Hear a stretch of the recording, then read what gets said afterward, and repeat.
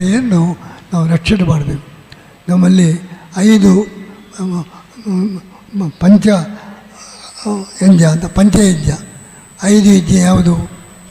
ಒಂದು ಯಜ್ಞ ನಮ್ಮ ದೇವತಾ ಆರಾಧನೆ, ಭಗವಂತನು ಅವರ ಪರಿವಾರದ ಆರಾಧನೆ, ಇದು ಒಂದು ಯಜ್ಞ. ಎರಡನೇ ಯಜ್ಞ ಋಷಿಯಜ್ಞ. ಋಷಿಯಜ್ಞ ಅಂದರೆ ಬರೀ ತರ್ಪಣ ಕೊಡೋದು ಇಷ್ಟೇ ಅಲ್ಲ. ಋಷಿಯಜ್ಞ ಅಂದರೆ ಋಷಿಗಳಿಂದ ಬಂದ ಜ್ಞಾನ ಸಂಪತ್ತನ್ನು ಉಳಿಸಬೇಕು, ಇದು ಋಷಿಯಜ್ಞ. ಮೂರನೆಯದ್ದು ಪಿತೃಯಜ್ಞ.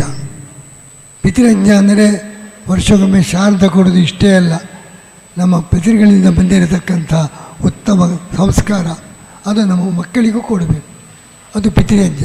ಪಿತೃಗಳಿಗೆ ಪ್ರೀತಿಯಾಗುವಂಥದ್ದು ನಮ್ಮ ಪರಂಪರೆಯಿಂದ ಬಂದ ಉತ್ತಮ ಕರ್ತವ್ಯ, ಸಂಸ್ಕಾರ, ಸಂಸ್ಕೃತಿ. ಆ ಸಂಸ್ಕೃತಿಯನ್ನು ಉಳಿಸಬೇಕು, ಮುಂದಕ್ಕದು ಕಂಟಿನ್ಯೂ ಆಗಬೇಕು, ಇದು ಪಿತೃಯಜ್ಞ. ಬರೀ ವರ್ಷಕ್ಕೊಮ್ಮೆ ಶ್ರಾದ್ದ ಮಾಡಿದರೆ ಸಾಲದು, ಋಷಿಗಳಿಗೆ ತರ್ಪಣ ಕೊಟ್ಟರೆ ಸಾಲದು. ಜ್ಞಾನ ಪರಂಪರೆ, ಹಿಂದಿನಿಂದ ಬಂದ ಸಂಸ್ಕೃತಿ ಪರಂಪರೆ ಅದನ್ನು ಉಳಿಸಬೇಕು. ಭಗವಂತನ ಆರಾಧನೆ, ಭಗವಂತ ಯಾವ ಪ್ರಯೋಜನದ ಅಪೇಕ್ಷೆ ಇಲ್ಲದೆ ನಾವು ಬೇಕಾದಷ್ಟು ಉಪಕಾರ ಮಾಡ್ತಾರೆ. ಏನೂ ಪ್ರಯೋಜನ ಇಲ್ಲದೆ ಉಪಕಾರ ಮಾಡುವವರು ಜಗತ್ತಿನಲ್ಲಿ